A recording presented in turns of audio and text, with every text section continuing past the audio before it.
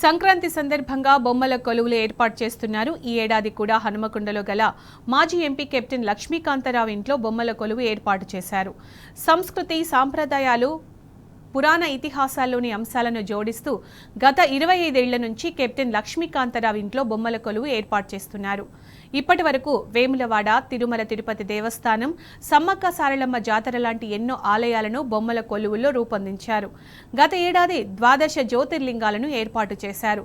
ఈసారి అష్టాదశ శక్తి పీఠాల్లోని కాశీ విశాలాక్షి, కంచి కామాక్షి, మధుర మీనాక్షి, కొల్హాపురి మహాలక్ష్మితో పాటు ఓరుగల్లు పద్మాక్షి, గాయత్రి మాతను ప్రతిష్ఠించామని కెప్టెన్ లక్ష్మీకాంతరావు కుటుంబ సభ్యులు చెప్పారు. ఈ సంవత్సరము బొమ్మల కొలువు పెడతాము.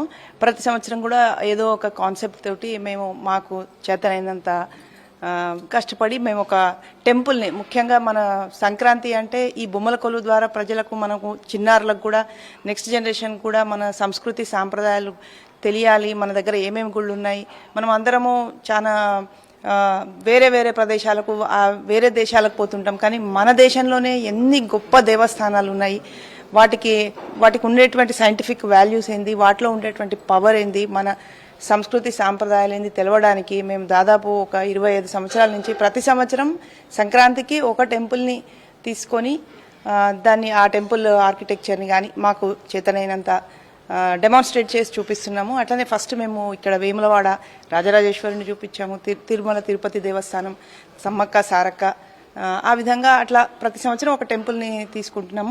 సంక్రాంతి పండుగ అనగానే మహిళలకు చాలా సంతోషంగా, ఉత్సాహంగా, ఆనందంగా ఉంటుంది. ఆ పండుగ ఎప్పుడు వస్తుందా అని నెల రోజుల ముందే ప్రిపేర్ అవుతుంటాము. ముఖ్యంగా రంగవల్లికలు పెట్టడం, గొబ్బెమ్మలు పెట్టడం, పిండి వంటలు చేసుకోవటం, బొమ్మలు పెట్టుకోవటం అనేది తరతరాల బట్టి వస్తున్న మన హిందూ సాంప్రదాయం, మన సంస్కృతి. ఈ సంస్కృతిలో భాగంగానే బొమ్మల కొలువు పెట్టడం అంటే చాలా ఆనందంగా ఉంటుంది.